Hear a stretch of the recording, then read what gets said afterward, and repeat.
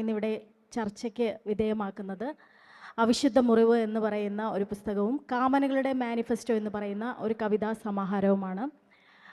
നമ്മളോടൊപ്പം ഇന്ന് ചർച്ചയ്ക്ക് വന്നിട്ടുള്ളത് പ്രിയപ്പെട്ട എഴുത്തുകാരി എച്ചുമുക്കുട്ടിയും എഴുത്തുകാരൻ ശ്രീ ജേക്കബ് എബ്രഹാമുമാണ്. ഏറെ സ്നേഹത്തോടെ വേദിയിലേക്ക് ക്ഷണിക്കുന്നു. 19ഓളം പുസ്തകങ്ങൾ എഴുതിയിട്ടുള്ള എഴുത്തുകാരിയാണ് ശ്രീമതി ഹണി ഭാസ്കരൻ. അവരുടെ പുസ്തകങ്ങളുടെ ചർച്ച ഇന്നലെയും നിയമസഭാ പുസ്തകോത്സവത്തിൽ ഉണ്ടായിരുന്നു. നിയമസഭാ പുസ്തകോത്സവം എന്ന് പറയുന്നത് ഞാനിപ്പോൾ എല്ലാ പുസ്തക പ്രകാശനമുള്ള ചടങ്ങുകളിലും പറയാറുണ്ട്. സാധാരണക്കാരായ ജനങ്ങൾക്ക് മുന്നിൽ നിയമസഭയുടെ വാതിലുകൾ മലർക്കെ തുറന്നിട്ട ഒരു ചരിത്രപരമായ ഒരു തുടക്കം കുറിച്ച ഒരു പുസ്തകോത്സവം കൂടിയാണ് നിയമസഭാ പുസ്തകോത്സവം എന്ന് പറയുന്നത്. നമ്മളെപ്പോലെയുള്ള ആളുകൾക്ക് നിയമസഭയുടെ ഉള്ളിൽ ഒരു പുസ്തകവും ചർച്ചയും പ്രകാശനവും ഒക്കെ ആയിട്ട് ഇവിടെ ഇങ്ങനെ ഒന്നിച്ചു കൂടാൻ കഴിഞ്ഞതിനുള്ള ഒരു ചരിത്രപരമായ 4ാമത്തെ പുസ്തകോത്സവത്തിൻ്റെ ഭാഗമായി ഇവിടെ നിൽക്കാൻ സാധിച്ചതിലുള്ള അഭിമാനവും അതിലുപരി ഇതിനോട് ഒപ്പം പ്രവർത്തിക്കുന്ന എല്ലാവരോടും നന്ദിയും പറയുന്നു. ഇതൊരു പുസ്തക ചർച്ചയാണ്. 2 എഴുത്തുകാരെ നമ്മളോട് സംവദിക്കാനുണ്ട്. കൂടെ നിങ്ങൾ ഓരോരുത്തരും സംസാരിക്കണമെന്ന് ആഗ്രഹിക്കുന്നു. അതുകൊണ്ട് തന്നെ ഞാൻ ആദ്യം എഴുത്തുകാരി എച്ചുമുക്കുട്ടിക്ക് നമ്മുടെ പുസ്തകത്തിൻ്റെ ചർച്ചയിലേക്ക് കൊടുക്കുകയാണ്. എൻ്റെ രക്തവും മാംസവും നിങ്ങൾക്കായി എന്ന് പറഞ്ഞ് അക്ഷരങ്ങളിലൂടെ നമ്മൾക്ക് മുന്നിൽ, വായനക്കാർക്ക് മുന്നിലേക്ക് സ്വന്തം ജീവിതത്തെ വളരെ ശക്തമായി നമുക്ക് മുന്നിൽ തുറന്നു വെച്ച എഴുത്തുകാരിയാണ് ശ്രീമതി എച്ചുമുക്കുട്ടി എന്ന് പറയുന്ന പ്രിയപ്പെട്ട എഴുത്തുകാരി. അത് വായനക്കാർക്ക്, പ്രത്യേകിച്ച് കേരളത്തിലെ സ്ത്രീകൾക്ക് നൽകിയ ധൈര്യവും പ്രചോദനവും ചെറുതൊന്നുമല്ല എന്നുകൂടി പറഞ്ഞുകൊണ്ട് ഏറെ സ്നേഹത്തോടെ ശ്രീമതി എച്ചുമുക്കുട്ടിയെ നമ്മളോട് സംസാരിക്കുന്നതിന് വേണ്ടി ക്ഷണിക്കുന്നു. നമസ്കാരം. ഹണിയുടെ അവിശുദ്ധ മുറിവുകൾ എന്ന പുസ്തകത്തിനെ കുറിച്ചാണ് എൻ്റെ അല്ലെങ്കിൽ ഞാൻ പറയേണ്ട വാക്കുകൾ എന്ന് വിചാരിക്കുന്നു. ഈ പുസ്തകം ഒരു അനുഭവ കുറിപ്പിൻ്റെ ശേഖരമാണ്. ഒത്തിരി അനുഭവങ്ങൾ ഇതിൽ എഴുതപ്പെട്ടിട്ടുണ്ട്. ആ അനുഭവങ്ങളുടെ പ്രത്യേകത എന്ന് പറയുന്നത് മറ്റാരെങ്കിലും പറഞ്ഞു കേട്ടിട്ട് ഹണി അത് എഴുതുകയില്ല.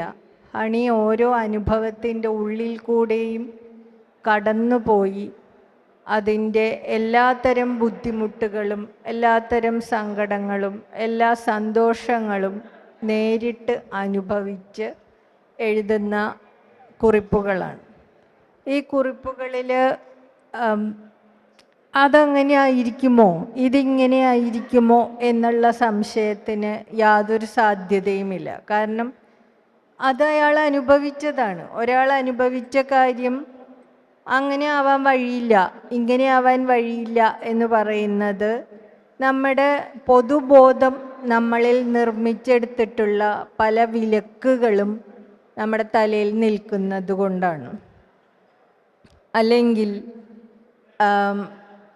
അസത്യമായിട്ട് എഴുതുന്ന ഓർമ്മകൾ, എൻ്റെ ഒരു റീഡിംഗ് അനുസരിച്ച് എഴുതുന്നത് കള്ളത്തരമാണെങ്കിൽ, ഒരു വായനക്കാരൻ അറിഞ്ഞില്ലെങ്കിൽ, ഒരു വായനക്കാരി അത് മനസ്സിലാക്കിയില്ലെങ്കിൽ അടുത്ത ആൾ അത് മനസ്സിലാക്കും.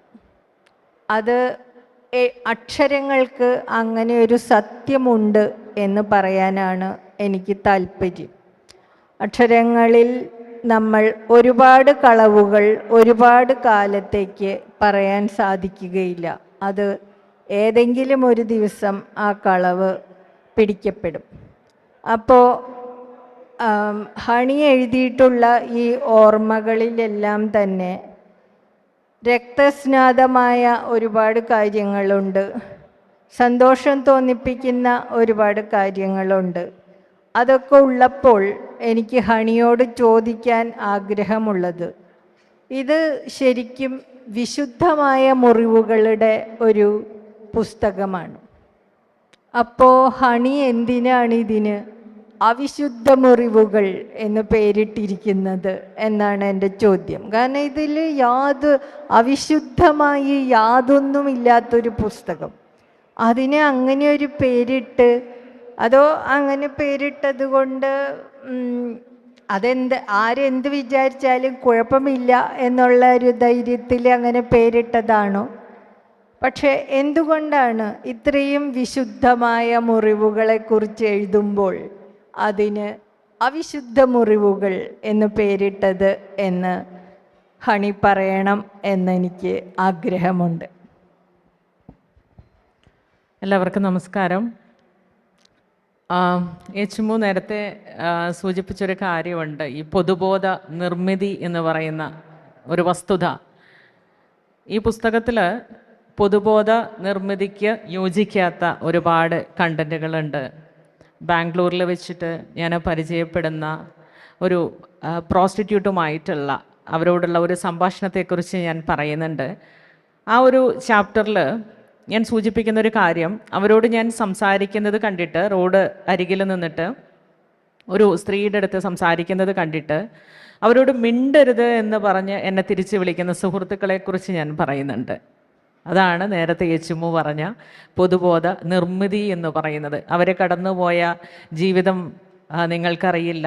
ഒരാൾ ഒറ്റയ്ക്ക് മോശക്കാരിയാവുന്നില്ല, മറ്റൊരാൾ കൂടെ ഉൾപ്പെടുമ്പോൾ മാത്രമാണ് അവിടെ അത്തരത്തിലുള്ള സമൂഹത്തിന് ദഹിക്കാത്ത ഒരു പ്രവൃത്തി നടക്കുന്നത്. പക്ഷേ നമ്മൾ ആ അനുഭവങ്ങളെയൊക്കെ മാറ്റി നിർത്തിക്കൊണ്ട് അവരോട് ഒന്ന് സംസാരിക്കാൻ വേണ്ടിയിട്ട് എടുക്കുന്ന ഒരു സമയത്തെ പോലും നമ്മളെപ്പോലും മോശമായിട്ടാണ് സമൂഹം നോക്കിക്കാണുന്നത്. അതുകൊണ്ടാണ് പറയുന്നത് അവരോടൊന്നും കൂട്ടുകൂടിക്കൂടാ, അവരോടൊന്നും മിണ്ടിക്കൂടാ, മിണ്ടിക്കഴിഞ്ഞാൽ പോലും നമ്മൾ വെടക്കായി പോകുന്നുള്ള ആ ഒരു പൊതുബോധ നിർമ്മിതിയെക്കുറിച്ചുള്ള ബോധ്യത്തിലാണ് അവിശുദ്ധ അല്ലെങ്കിൽ വിശുദ്ധ മുറിവുകൾ എന്നുള്ള പേര് ഞാൻ ഈ ടൈറ്റിലായിട്ട് ഈ പുസ്തകത്തിനിടുന്നത്. നിങ്ങൾക്ക് സൗകര്യമുള്ള പോലെ നിങ്ങൾ വായിച്ചോ.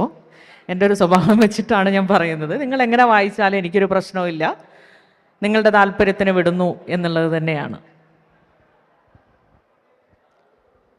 ഒരു പ്രോസ്റ്റിറ്റ്യൂട്ട് എന്ന്, അതല്ലെങ്കിൽ എന്താ പറയുക, അങ്ങനെ ഒരു ബുദ്ധിമുട്ടുകളിൽ കൂടി കടന്നു പോയൊരു സ്ത്രീ, അതുപോലെ ട്രാൻസ്ജെൻഡേഴ്സ് ആയിട്ടുള്ള മനുഷ്യർ, ഹോസ്പിറ്റലിൽ പോയിട്ട് ഏറെ ബുദ്ധിമുട്ടുകൾ സഹിക്കേണ്ടി വരുന്ന മനുഷ്യർ, അങ്ങനെയുള്ള ഒരുപാട് ആളുകളെക്കുറിച്ച് ഹണി ഇതിൽ പറയുന്നുണ്ട്. ഈ മനുഷ്യരോടൊക്കെ പ്രത്യേകിച്ചും പല പുരുഷന്മാരുമായിട്ട് ജീവിക്കേണ്ടി വന്ന സ്ത്രീകളോട് സംസാരിക്കാൻ ഇടവന്നാൽ വളരെ എളുപ്പത്തിൽ നമ്മൾ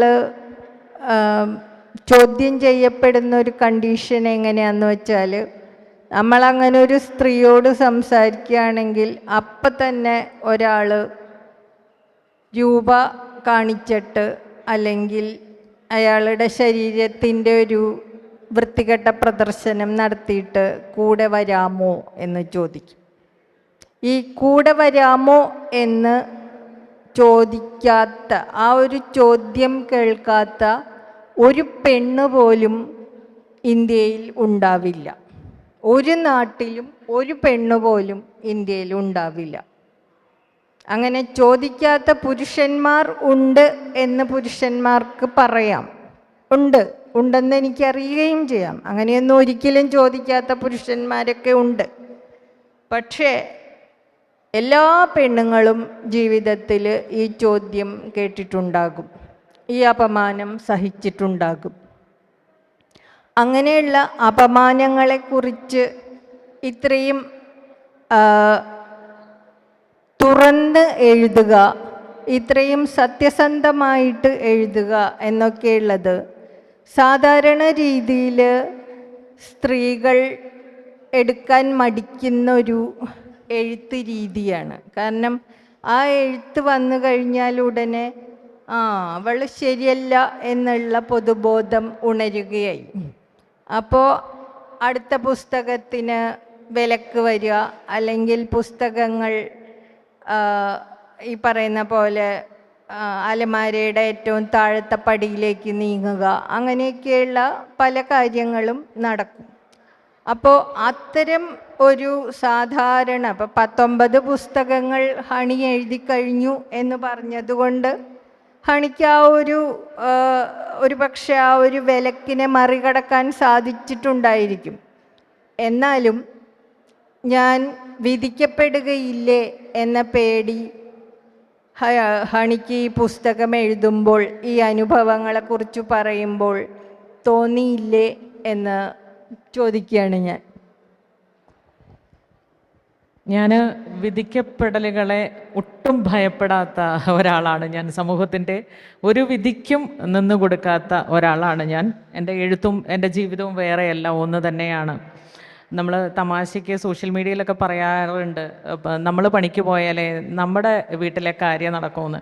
അപ്പോൾ നല്ലോണം കഷ്ടപ്പെട്ട് ജീവിതം മുന്നോട്ട് കൊണ്ടുപോകുന്ന ഒരാളാണ്. ഈ പൊതുബോധ നിർമ്മിതിക്ക് അനുസരിച്ചിട്ട് സമൂഹത്തെ തൃപ്തിപ്പെടുത്താൻ വേണ്ടിയിട്ട് നമ്മൾ ജീവിച്ചു കഴിഞ്ഞിട്ടുണ്ടെങ്കിൽ നമ്മുടെ ഇഷ്ടങ്ങളൊക്കെ നമ്മൾ ഈ ഭൂമിയിൽ ബാക്കി വെച്ചിട്ട് അങ്ങ് വേറിട്ട് പോവുകയുള്ളൂ. അപ്പോൾ എൻ്റെ നിലപാടെന്ന് പറയുന്നത്, എൻ്റെ ജീവിതം അത് ഞാൻ നിയന്ത്രിക്കേണ്ടതാണ്, അത് സമൂഹത്തിൻ്റെ കൺട്രോളിന് വിട്ടുകൊടുക്കേണ്ടതല്ല. അങ്ങനെ വിധിക്കപ്പെട്ടിട്ട് എനിക്ക് തെറിച്ചു പോകുന്ന മൂക്കാണെങ്കിൽ ആ മൂക്ക് അങ്ങ് പൊയ്ക്കോട്ടെ, എൻ്റെ വരുമാനം എഴുത്തല്ല. ആ രീതിയിൽ തന്നെ ഉറക്കെ നിലപാട് പറഞ്ഞുകൊണ്ട്, പ്രത്യേകിച്ചും സ്ത്രീപക്ഷ നിലപാടുകൾ പറഞ്ഞുകൊണ്ട് തന്നെ ഏറ്റവും ശക്തമായിട്ട് മാത്രമേ എന്നെ ഒരാൾ അറ്റാക്ക് ചെയ്താൽ, അല്ലെങ്കിൽ ഒരു കൂട്ടം മുഴുവൻ അറ്റാക്ക് ചെയ്താൽ ഞാൻ ആ കൂട്ടത്തിൻ്റെ തോളിൽ കയറി നിന്ന് കുറച്ചുകൂടെ ഉറക്കെ മാത്രമേ സംസാരിക്കുള്ളൂ. അതാണ് സത്യം. അത് കേൾക്കുമ്പോൾ എനിക്ക് വലിയ സന്തോഷമുണ്ട്. കാരണം ഹണി എൻ്റെ അടുത്ത തലമുറയിലുള്ള ആളാണ്. അപ്പോൾ ഞാൻ എഴുതിയതുപോലെയുള്ള ഒരു പുസ്തകം, അല്ലെങ്കിൽ അതുപോലെ സ്വന്തം അനുഭവങ്ങളെ ഭംഗിയായിട്ട് സത്യസന്ധമായിട്ട് തുറന്നു പറയുന്ന ഒരു സാഹിത്യം ഉണ്ടാവുക. നമ്മൾ പൊതുവെ സാഹിത്യത്തിനെ കുറിച്ച് പറയുക, അത് വായിച്ചു കഴിയുമ്പോൾ മനുഷ്യർക്ക് ഹൃദയാഹ്ലാദകാരിയായ ഒരു സംഭവം ഫീൽ ചെയ്യണം എന്നാണ്. പക്ഷേ എങ്ങനെയാണ് യാഥാർത്ഥ്യങ്ങളെ മറച്ചു വെച്ചുകൊണ്ട് ഹൃദയാഹ്ലാദം ഉണ്ടാക്കുന്നത് എന്നുള്ളത് നമ്മുടെ പല പുസ്തകങ്ങളും വായിക്കുമ്പോൾ എനിക്ക് തോന്നിയിട്ടുണ്ട്. സത്യത്തിൽ ഞാൻ ആരാണ് എന്നുള്ളത് വളരെ വിദഗ്ധമായി മറച്ചുകൊണ്ട് ഞാൻ ഇന്ന ആളാണ് എന്ന് പരത്തുന്ന ഒരു രീതി നമ്മുടെ സാഹിത്യത്തിൽ ഒരുപാട് കാലമായിട്ട് നിലനിൽക്കുന്നതാണ്. അപ്പോൾ അങ്ങനെ അല്ലാതെ മുഖത്തടിക്കുന്ന വെളിച്ചം പോലെ, അതല്ലെങ്കിൽ കണ്ണു ചിമ്മാതെ മുഖത്ത് നോക്കി കാര്യം പറയുന്നത് പോലെ എഴുതുന്ന പുസ്തകങ്ങൾ, അങ്ങനെ എഴുതപ്പെടുന്ന പുസ്തകങ്ങൾ സ്ത്രീകളുടേതെങ്കിലും അങ്ങനെ ആവണം എന്നാഗ്രഹിക്കുന്ന ഒരാളാണ് ഞാൻ. പുരുഷന്മാരുടേത് അങ്ങനെ ആവണ്ടേ എന്ന് ചോദിച്ചാൽ അങ്ങനെ ആവണം. പക്ഷേ പുരുഷന്മാർക്ക് ഇപ്പോൾ നമ്മുടെ നിലനിൽക്കുന്ന സമൂഹത്തിനെയും സമൂഹ ബോധ്യങ്ങളെയും അവരുടെ ചുമലിൽ ചുമക്കേണ്ട ഗതികേടുണ്ട്. അവരാണ് ലോകം തിരിക്കുന്നത് എന്നുള്ള ആ ഗതികേടിൽ അവർ കുറച്ചു കാലം കൂടെ ഇങ്ങനെ ഞാൻ ആരാണോ അത് ഞാൻ പറയുന്നില്ല, ഞാൻ വേറെ ആളാണ് എന്ന മട്ടിൽ എഴുതുകയും അഭിനയിക്കുകയും പാടുകയും ശാസ്ത്രജ്ഞരാവുകയും ഒക്കെ ചെയ്യുന്നുണ്ട്. ശരിക്കുള്ള ശാസ്ത്രജ്ഞൻ്റെ രൂപം എന്താണ് എന്ന് അറിയില്ലെങ്കിലും അതുകൊണ്ടാണ് ഇങ്ങനെ പറയുന്നത്. അതായത് വ്യക്തി ജീവിതത്തിൽ അയാൾ എന്തായാലും കുഴപ്പമില്ല, പക്ഷേ അയാളുടെ കല പ്രധാനമാണ്, സാഹിത്യം പ്രധാനമാണ്, സംഗീതം പ്രധാനമാണ്, ശാസ്ത്രബോധം പ്രധാനമാണ്, രണ്ടും പ്രധാനമാണ്. അപ്പോൾ അങ്ങനെ സത്യസന്ധമായിട്ട് എഴുതുന്ന ഒരു തലമുറ വരുന്നു എന്നുള്ളത് എനിക്ക് വലിയ സന്തോഷം തോന്നുന്ന ഒരു കാര്യമാണ്. എൻ്റെ സമയം തീർന്നുകൊണ്ടിരിക്കുകയാണ്. അതുകൊണ്ട് ഞാൻ നിർത്തിയിട്ട് ഷഹനാസിന് മൈക്ക് കൊടുക്കാം. നന്ദി ശ്രീമതി ചുമക്കുട്ടി. പലപ്പോഴും ഹണി ഭാസ്കരൻ എന്ന് പറയുന്ന എഴുത്തുകാരി നേരിടുന്ന ഒരു ചോദ്യം എന്ന് പറയുന്നത്, ഹണി ഭാസ്കരന് സ്ത്രീകൾക്കൊപ്പം മാത്രമാണോ, സ്ത്രീകൾ മാത്രമാണോ കൂടെയുള്ളത്, സുഹൃത്തുക്കൾ സ്ത്രീകളാണോ, പുരുഷന്മാരാരുമില്ലേ എന്നൊക്കെ പല രീതിയിലുള്ള പുരുഷന്മാർക്ക് വേണ്ടി എഴുതാറില്ല, എല്ലാ പുരുഷന്മാരും മോശമാണോ, ഇതിങ്ങനെയുള്ള ചോദ്യങ്ങളൊക്കെ നേരിടുന്നുണ്ട് എന്ന് എനിക്കറിയാം. അതുകൊണ്ട് തന്നെ നമ്മളോടൊപ്പം കാമനകളുടെ മാനിഫെസ്റ്റോ എന്ന പുസ്തകത്തെക്കുറിച്ച് സംസാരിക്കാൻ എത്തിയിരിക്കുന്നത് എഴുത്തുകാരൻ ജേക്കബ് എബ്രഹാമാണ്. എനിക്ക് തോന്നുന്നു സ്ത്രീകളെക്കാൾ ഏറ്റവും കൂടുതൽ നല്ല സൗഹൃദം ഹണിക്കുള്ളത് പുരുഷന്മാരുടെ സൗഹൃദമാണ്. ഏറ്റവും മനോഹരമായ ഒരുപാട് പുരുഷന്മാർ ഈ ലോകത്തുണ്ട് എന്ന് നമുക്ക് നമ്മുടെ ജീവിതം കൊണ്ട് അറിയുന്ന ഒരുപാട് ആളുകളുണ്ട്. അപ്പോൾ അതൊന്നും മാറ്റിവെച്ചിട്ടല്ല സ്ത്രീകളെക്കുറിച്ച് എഴുതുന്നത് എന്നും അറിയാം. അതിനെക്കുറിച്ച് പറഞ്ഞിട്ട് ഹണി എഴുത്തുകാരൻ ജേക്കബ് എബ്രഹാമിന് മൈക്ക് കൈമാറണമെന്ന് ആഗ്രഹിക്കുന്നു. കാമനകളുടെ മാനിഫെസ്റ്റോ എന്ന് പറയുന്ന ഈ കവിതാ സമാഹാരം പ്രണയം മാത്രമല്ല, വേദനയുണ്ട്. ഒരുപക്ഷെ മാക്ബത്ത് പബ്ലിക്കേഷൻ പ്രസിദ്ധീകരിച്ചിട്ട് വലിയ തോതിൽ വിറ്റ് തീർന്ന പുസ്തകമാണ്. ഇത് വായിച്ചിട്ടുള്ള ഓരോ സ്ത്രീകളും അഭിപ്രായം പറയുമ്പോൾ സ്ത്രീകളാണ് ഏറ്റവും കൂടുതൽ പറഞ്ഞിട്ടുള്ളത് ഇതിൽ ഞാനുണ്ട് എന്ന് എനിക്ക് തോന്നിയിട്ടുണ്ടെന്ന്. അതിലെ പ്രണയവും വേദനയും വിരഹവും ഒക്കെ വായിച്ചിട്ട് പറഞ്ഞിട്ടുണ്ട്. അതും കൂടി ചേർത്ത് പറഞ്ഞുകൊണ്ട് ഹണി ഭാസ്കറിന് മൈക്ക് നൽകുന്നു. ഞാനൊരു പുരുഷ വിരോധിയൊന്നുമല്ല. പുരുഷ വിരോധിയായിട്ടുള്ള ഒരാൾക്ക് നല്ല പ്രണയം ഉണ്ടാവില്ലല്ലോ, അല്ലെങ്കിൽ പുരുഷനോട് മാത്രമേ പ്രണയം പാടുള്ളൂ എന്നുള്ളതല്ല കേട്ടോ ഞാൻ പറഞ്ഞത്. എൻ്റെ പ്രണയം തീർച്ചയായിട്ടും പുരുഷനോടാണ്, അതുകൊണ്ട് ഞാനങ്ങനെ പറഞ്ഞു എന്നേ ഉള്ളൂ. മനോഹരമായ പ്രണയം ജീവിതത്തിൽ സംഭവിച്ചിട്ടുണ്ട്.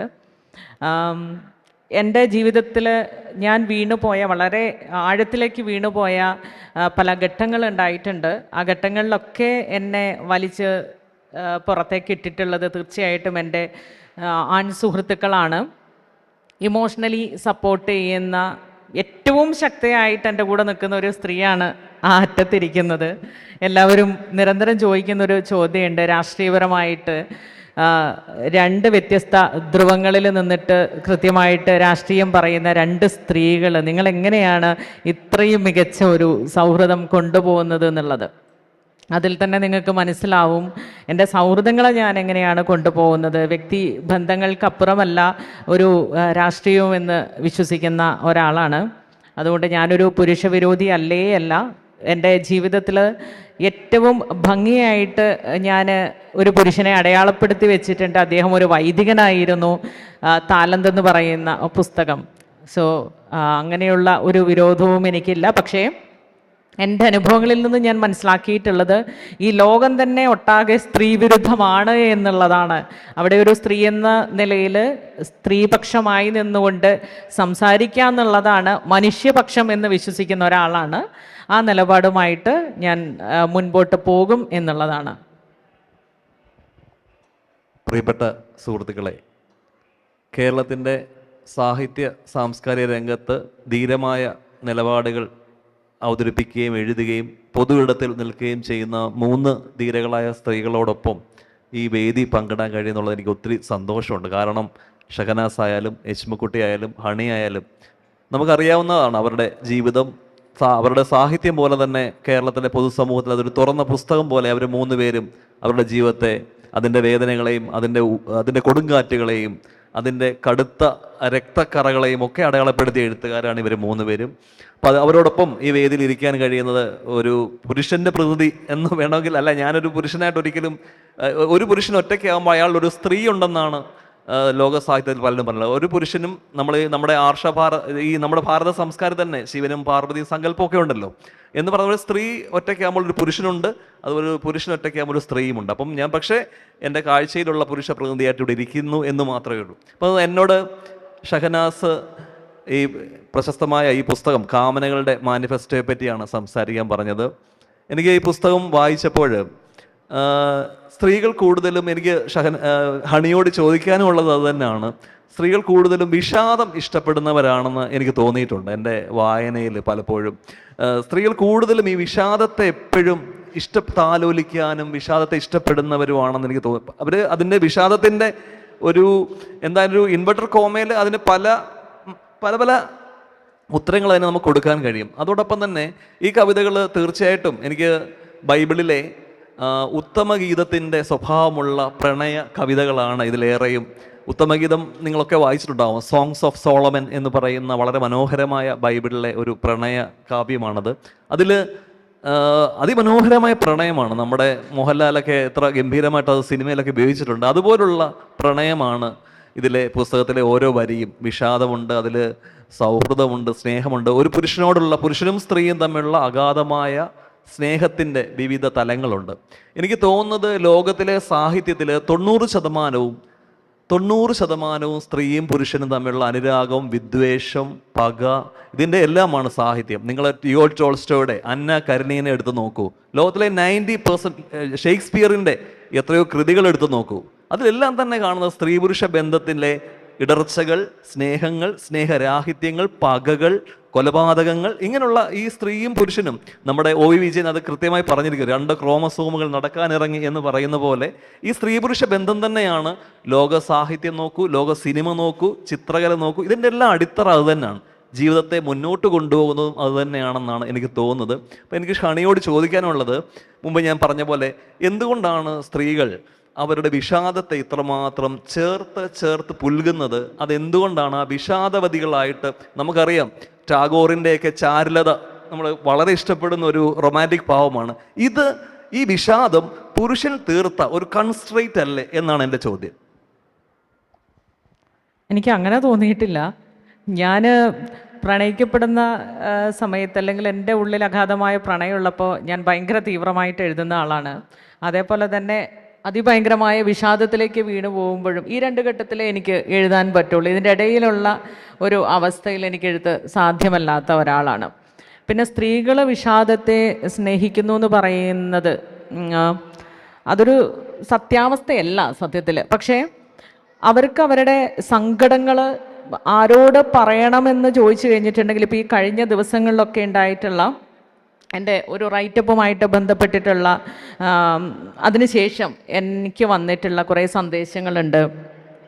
പല ദേശങ്ങളിലിരുന്ന് ആദ്യമായിട്ട് എന്നോട് കമ്മ്യൂണിക്കേറ്റ് ചെയ്ത കുറേ വിക്ടിംസ് ഉണ്ട്. അപ്പോൾ ഇവരൊക്കെ, ഞാൻ അവരിൽ നിന്നാണ് എൻ്റെ ഈ ഉത്തരം വരുന്നത്. അപ്പോൾ ഈ ഒരു 10 ദിവസത്തിനുള്ളിൽ പല രാജ്യങ്ങളിലിരുന്ന് എന്നോട് അവരുടെ ജീവിതത്തിലെ എത്രയോ നീണ്ട വർഷങ്ങൾ അവർ പറയാതിരുന്ന സങ്കടങ്ങൾ ഷെയർ ചെയ്യുകയാണ്. അവർക്ക് സ്പേസ് ഇല്ല എന്നുള്ളതാണ് അവരൊക്കെ പറയുന്നൊരു കാര്യം. ഞങ്ങളെ ജഡ്ജ്മെൻ്റലല്ലാതെ കേൾക്കുന്ന ഒരാളോട് മാത്രമേ ഞങ്ങൾ എന്താണ് കടന്നു പോയതെന്ന് ഞങ്ങൾക്ക് പറയാൻ പറ്റൂ എന്നുള്ളതാണ്. അവിടെ ആരാണ് ജഡ്ജ് ചെയ്യുന്നത് എന്നുള്ളതാണ് ചോദ്യം.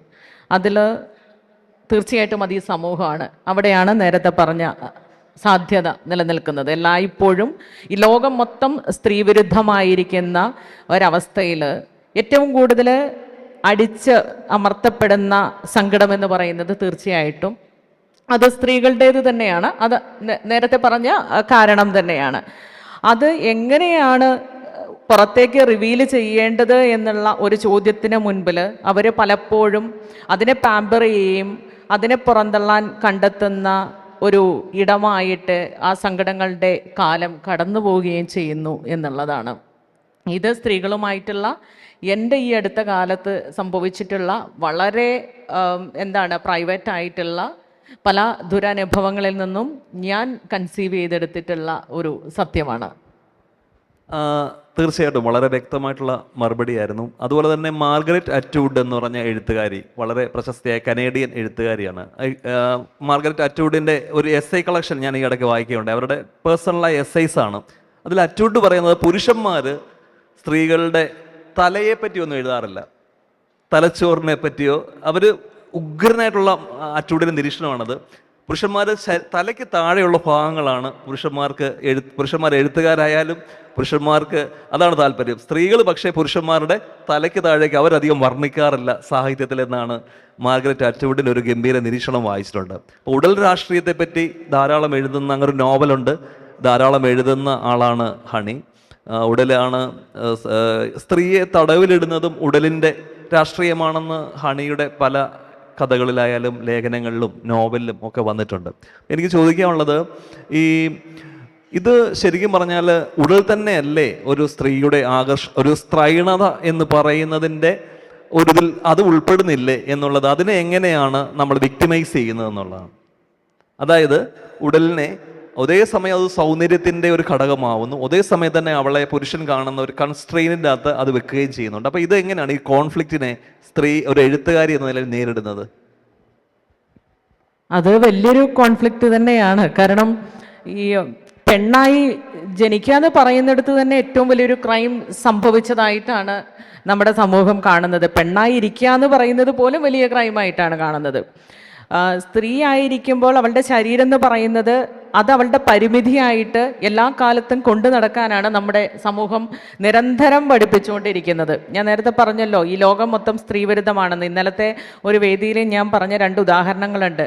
ബാങ്ക് അക്കൗണ്ട് ഓപ്പൺ ചെയ്തിട്ട് അതിൽ നോമിനി ചേർക്കാൻ വേണ്ടിയിട്ട് കഴിഞ്ഞ ദിവസം ബാങ്കിൽ ചെന്ന സമയത്ത് കുട്ടിയുടെ അച്ഛൻ്റെ പേര് നിർബന്ധമാണെന്ന് പറയുന്നു. അപ്പോൾ എൻ്റെ പാസ്പോർട്ടിൽ നിന്ന് പോലും ഞാൻ എടുത്തു കളഞ്ഞ പേര് അവിടെ എൻ്റെ ഏറ്റവും കോൺഫിഡൻഷ്യൽ ആയിട്ടുള്ള ഒരു പ്രോസസ്സിൻ്റെ ഭാഗമായിട്ട് വീണ്ടും ചേർക്കാൻ ആവശ്യപ്പെടുകയാണ്. എൻ്റെ ബ്രദറിൻ്റെ കല്യാണമായിരുന്നു ബുധനാഴ്ച. രജിസ്ട്രേഷൻ്റെ സമയത്ത് ഒരു ലേഡി സാക്ഷിയായിട്ട് ഒപ്പിടാൻ ചെന്നപ്പോൾ സ്ത്രീ ആയതുകൊണ്ട് ഒപ്പിടാൻ പറ്റില്ല എന്ന് പറഞ്ഞിട്ട് അവർ ഇരുന്ന സീറ്റിൽ നിന്ന് മാറിയിരിക്കേണ്ടി വന്നു. അപ്പം ഇതൊക്കെ നമ്മൾ ഓരോ ഇൻസിഡൻറ്റ് കാണുമ്പോഴും ഈ സ്ത്രീ എന്ന് പറഞ്ഞ് നിങ്ങൾ പരിമിതപ്പെടുത്തിക്കൊണ്ടേയിരിക്കുന്നു എന്നുള്ളതാണ്. ഒരേ സമയത്ത് നിങ്ങൾ സൗന്ദര്യത്തിൻ്റെ വലിയ ദർശനമായി കാണുമ്പോൾ പോലും അതിനപ്പുറത്ത് പൊതുബോധ നിർമ്മിച്ചു വെച്ചിട്ടുള്ള ഏറ്റവും വലിയ കാര്യം എന്ന് പറയുന്നത് നിങ്ങളുടെ ശരീരമാണ് നിങ്ങളുടെ ഏറ്റവും വലിയ പരിമിതി എന്നുള്ളതാണ്. അതുകൊണ്ടാണ് സോഷ്യൽ സ്പേസിൽ ഇരുന്നിട്ട് നമ്മളൊരു നിലപാട് പറയുമ്പോൾ പോലും, ഈ ഇടയ്ക്ക് നടന്ന സൈബർ അറ്റാക്കിൻ്റെ സമയത്ത് പോലും ഞാൻ ഏറ്റവും ഇറക്കം കുറഞ്ഞ ഏത് ഉടുപ്പിട്ടിട്ടുള്ള ചിത്രമാണെന്ന് അന്ന് എല്ലാവരും തപ്പിയെടുക്കുകയായിരുന്നു. മഞ്ഞപ്പത്രങ്ങളൊക്കെ ബീച്ചിൽ ഞാൻ ഇട്ട ഡ്രസ്സിൻ്റെ പടം ഇട്ടിട്ടാണ് യൂട്യൂബിലും അല്ലാണ്ടുമൊക്കെ ന്യൂസ് വന്നിട്ടുള്ളത്. അപ്പോൾ ഈ സമൂഹമാണ് സ്ത്രീയുടെ മേലെ ഇതാണ് നിൻ്റെ പരിമിതി എന്ന് പറഞ്ഞിട്ട് അവരുടെ ശരീരത്തിന് മീതെ ഇത്തരമൊരു കൺട്രോൾ അടിച്ചേൽപ്പിക്കാൻ ശ്രമിക്കുന്നത്. ഞാനൊക്കെ ചെയ്യുന്ന കാര്യം, എൻ്റെ ശരീരം ഞാനാണ്, അതിൻ്റെ മൊത്തം അവകാശി എന്ന് പറയുന്നത് ഞാനാണ്. അതിനെ എങ്ങനെ ഉപയോഗിക്കണമെന്ന് തീരുമാനിക്കേണ്ടത് ഞാനാണ്. എനിക്ക് അത്തരത്തിലുള്ള ഭയങ്ങളൊന്നുമില്ല. എന്നെ ആ രീതിയിലൊന്നും എൻ്റെ ഉടൽ വെച്ച് ഭയപ്പെടുത്താനൊന്നും ഈ ലോകത്ത് ആർക്കും സാധിക്കുകയും ചെയ്യില്ല. അവസാനമായിട്ട് സമയത്തിൻ്റെ പരിമിതി മൂലം ഒരു ചോദ്യം കൂടി ചോദിക്കുന്നു. പുതിയ കാലത്ത് ശ്രുതി കൃഷ്ണൻ എന്നൊരു ഗായിക, ആ പെൺകുട്ടി കഴിഞ്ഞ ദിവസം ഒരു ടീഷർട്ട് മാത്രം ഇട്ടുകൊണ്ട് ഒരു വേദിയിൽ പെർഫോം ചെയ്ത് ഞാൻ കണ്ടു. എനിക്ക് വളരെ സത്യമായ സന്തോഷം തോന്നി. നമ്മളീ പറയുന്ന ഒരു 35 അല്ലെങ്കിൽ 30 മേളിൽ പ്രായമുള്ളവർക്കല്ല ഇത്തരം പ്രശ്നങ്ങൾ. ജെൻസി തലമുറ, നമ്മുടെ പുതിയ കുട്ടികൾ ഒരു ലിബറേറ്റഡ് ആയിട്ടുള്ള ഒരു ജെൻഡർ ന്യൂട്രാലിറ്റിയിലേക്ക് വരുന്നില്ലേ? തീർച്ചയായിട്ടും അത് സന്തോഷം തരുന്ന കാര്യമാണ്. കാരണം ഞാൻ ഡ്രസ്സ് ധരിക്കേണ്ടത് എനിക്ക് കംഫർട്ടബിൾ ആണോ എന്ന് നോക്കിയിട്ടാണ്. അല്ലാത്തതിനെ ഒന്നും നമ്മൾ ശ്രദ്ധിക്കേണ്ട കാര്യമില്ല.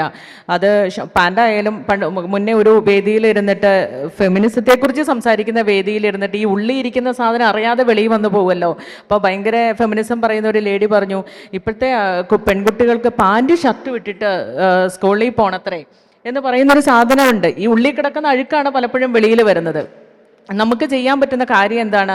ഇതിനും ഈ രീതിയിൽ പ്രാവർത്തികമാക്കിക്കൊണ്ട് മറികടക്കുക എന്നുള്ളതാണ്. അതിന് നമ്മുടെ കംഫർട്ടബിൾ സോൺ എന്താണോ, അത് ജീവിതത്തിനകത്തായാലും വേറെ ഏത് കാര്യത്തിലായാലും അത് തന്നെ ചൂസ് ചെയ്ത് ഈ സമൂഹത്തിൻ്റെ ചട്ടക്കൂടുകൾക്ക് ഉള്ളിൽ നിന്ന് വെളിയിൽ കിടക്കാനുള്ള ആത്മധൈര്യം ഉണ്ടാക്കിയെടുത്തുകൊണ്ട് മാത്രമേ ഓരോ സ്ത്രീക്കും മുൻപോട്ട് പോകാൻ വേണ്ടി പറ്റുകയുള്ളൂ. അത് നിശബ്ദമായി ഇരുന്നു കൊണ്ടല്ല, ഉറക്കെ ഉറക്കെ നിലപാടുകൾ പറഞ്ഞുകൊണ്ട് തന്നെയാണ്. അവസാനമായിട്ട് ഇങ്ങനെ ഒരു കാര്യം കൂടി പറയാം എന്ന് തോന്നുന്നു. നിലവിലിരിക്കുന്ന ലോകക്രമം ആണധികാരത്തിന്മയെ സ്വാംശീകരിച്ച ലോകക്രമമാണ്. ആ ലോകക്രമത്തിൽ സ്ത്രീകൾക്ക്, കുട്ടികൾക്ക്, ദുർബലർക്ക്, ദരിദ്രർക്ക്, ദളിതർക്ക് ഒന്നും സ്ഥാനമില്ല. അതിൽ സത്യം പറഞ്ഞാൽ പുരുഷന്മാർക്ക് തന്നെ സ്ഥാനമില്ല. അപ്പോൾ അണധികാരത്തിന്മയെ നിരാകരിക്കുന്ന ഒരു ലോകബോധ്യത്തിലേക്ക് സ്ത്രീകൾ ഉണരുന്നതിൻ്റെ കൂടെ പുരുഷന്മാരും ഉണരുകയാണ് വേണ്ടത്. നമുക്ക് കുറഞ്ഞ സമയം കൂടി മാത്രമേ ഉള്ളൂ. എനിക്ക് ഹണി ഭാസ്കരനോട് ഒരു ചോദ്യം കൂടി ചോദിക്കാനുണ്ട്. ഹണി ഭാസ്കരൻ എഴുതുമ്പോൾ, അല്ലെങ്കിൽ പുസ്തകം എഴുതുമ്പോഴാവട്ടെ, നിങ്ങളുടെ കാവ്യ സൃഷ്ടികൾ എഴുതുമ്പോഴാവട്ടെ, അതല്ല സോഷ്യൽ മീഡിയയിൽ നിങ്ങൾ ഒരുപാട് സ്ത്രീകൾക്ക് വേണ്ടി എഴുതുമ്പോഴാവട്ടെ, നിങ്ങൾ ഒരുപാട് പ്രതിസന്ധികൾ നേരിടാറുണ്ട് എന്ന് അറിയാം. അത് സ്ത്രീ എന്ന എഴുത്തുകാരിയെ, ആ ലേബലിനെ ഏതെങ്കിലും വിധത്തിൽ ബുദ്ധിമുട്ടിച്ചിട്ടുണ്ടോ? മറ്റൊന്ന്, ഹണി ഭാസ്കരൻ ശക്തയായ ഇടതുപക്ഷ സഹയാത്രികയാണ്. നിങ്ങൾ നിങ്ങളുടെ എഴുത്തിനൊപ്പം മുന്നോട്ട് പോകുന്നതിനോടൊപ്പം സ്ത്രീകൾക്കൊപ്പം നിൽക്കുമ്പോൾ അത് രാഷ്ട്രീയത്തിനൊപ്പമാണ് എന്ന് പ്രതികരിക്കുന്ന പല രീതിയിലുള്ള കമൻസും കാര്യങ്ങളും എൻ്റെ പോസ്റ്റിലടക്കം ഞാൻ കാണാറുണ്ട്. അതിനെക്കുറിച്ചുകൂടി നിങ്ങൾക്ക് സ്ത്രീപക്ഷം രാഷ്ട്രീയമാണോ, അല്ലെങ്കിൽ നിങ്ങളുടെ രാഷ്ട്രീയത്തിൽ ഒരു സ്ത്രീപക്ഷത്തെക്കുറിച്ച് പറയുകയാണെങ്കിൽ നിങ്ങൾ എങ്ങനെ പറയുമെന്നും കൂടി അടയാളപ്പെടുത്തണമെന്ന് ആഗ്രഹിക്കുന്നു. രണ്ട് ചോദ്യങ്ങളാണ്. ഒന്ന് സൈബർ അറ്റാക്കിനെ കുറിച്ച്. തീർച്ചയായിട്ടും നേരത്തെ ഞാൻ പറഞ്ഞല്ലോ, സ്ത്രീ എന്ന് പറയുന്നത് തന്നെ പരിമിതിയായിട്ടാണ് സമൂഹം കാണുന്നത്. ആ സ്പേസിൽ നിന്നുകൊണ്ട് സ്ത്രീകൾക്ക് വേണ്ടി സംസാരിക്കുമ്പോൾ മറ്റേത് വിഷയത്തെക്കാളും അറ്റാക്ക് കൂടുതൽ നേരിടേണ്ടി വരാറുമുണ്ട്. ഇപ്പം ഞാനൊരു ഇടതുപക്ഷ സഹയാത്രികയാണെങ്കിൽ പോലും എൻ്റെ ആദ്യത്തെ രാഷ്ട്രീയം എന്ന് പറയുന്നത് സ്ത്രീപക്ഷ രാഷ്ട്രീയം തന്നെയായിരുന്നു. പിന്നെ തൊഴിലിടത്തിലായാലും ശരി, എഴുത്തിൽ പല രീതിയിൽ നമ്മളെ പല ചടങ്ങുകളിൽ നിന്ന് ചില സമയത്ത് ഒഴിവാക്കുന്ന അവസരങ്ങളുണ്ടാവും. കാരണം നിലപാട് പറയുന്ന മനുഷ്യരൊന്നും ഇവിടെ ആവശ്യമില്ല, സ്ത്രീയാണെങ്കിൽ പ്രത്യേകിച്ചും ആവശ്യമില്ല. ഇത് അവസാനിപ്പിക്കും മുൻപ് എനിക്ക് കുറച്ചും കൂടെ വൈഡായിട്ട് പറയണമെന്നുണ്ടായിരുന്നു. സമയത്തിൻ്റെ പരിമിതിയെ മാനിക്കുന്നു. അതിന് മുന്നേ പറയേണ്ട കാര്യം, എൻ്റെ സ്ത്രീപക്ഷ നിലപാടിൻ്റെ ഭാഗമായിട്ടാണ് എനിക്ക് ഏറ്റവും പ്രിയപ്പെട്ട യച്ചുമക്കുട്ടി ഇന്ന് ഈ വേദിയിലിരിക്കണം എന്ന് ഞാൻ ആഗ്രഹിച്ചതും അവർ ഈ വേദിയിലിരിക്കുന്നത്. കാരണം സ്ത്രീപക്ഷ നിലപാടുകൾ പറയുന്നത് കൊണ്ട് അവർ നേരിടുന്നത് പോലൊരു പ്രതിസന്ധി എനിക്ക് തോന്നുന്നു മലയാള സാഹിത്യത്തിൽ ഈ അടുത്ത കാലത്ത് വേറൊരു സ്ത്രീയും നേരിട്ടിട്ടുണ്ടാവില്ല. സോ ഈ ഇരിക്കുന്ന യച്ചുമുക്കുട്ടിയും എൻ്റെ സ്ത്രീപക്ഷ നിലപാടാണ്. എൻ്റെ കൂടെ ഏറ്റവും ശക്തമായിട്ട് രാഷ്ട്രീയത്തിനൊക്കെ അപ്പുറത്തേക്ക് കൂടെ നിന്ന് ഒരുമിച്ച് നിന്ന് പൊരുതുന്ന രണ്ട് സ്ത്രീകളാണ് ഞാനും പ്രിയപ്പെട്ട ഷഹനാസും. അപ്പോൾ ഷഹനാസിൻ്റെ കയ്യിൽ എൻ്റെ പുസ്തകം ഏൽപ്പിക്കുന്നത് പോലും എൻ്റെ സ്ത്രീപക്ഷ നിലപാടാണ്. പിന്നെ ഞാൻ നേരത്തെ പറഞ്ഞതുപോലെ ഞാനൊരു പുരുഷ വിരോധിയല്ല. ജേക്കബ് എനിക്ക് പ്രിയപ്പെട്ട എഴുത്തുകാരനാണ്. നമ്മുടെ മനുഷ്യർ എന്നൊക്കെ പറയാൻ നമുക്ക് വളരെ ചുരുക്കം മനുഷ്യരെ ഉണ്ടാവുകയുള്ളൂ. അപ്പോൾ എഴുത്തിൻ്റെ ലോകത്ത് ഇന്നലെ രാത്രിയാണ് ഞാൻ നട്ടപ്പാതിരിക്കൊരു മെസ്സേജ് അയച്ചു. രാവിലെ ആകുമ്പോൾ ഓക്കെ എന്ന് പറഞ്ഞിട്ട് ജേക്കബ് അതിൻ്റെ PDF വായിച്ചു വരികയും ചെയ്തു. സോ എല്ലാവർക്കും ഇവിടെ വന്ന എന്നെ കേട്ട ഇവരെ കേട്ട എല്ലാ മനുഷ്യരോടും ഹൃദയത്തിൻ്റെ ഭാഷയിൽ നന്ദി പറയുന്നു. ഒരുപാട് സ്നേഹം.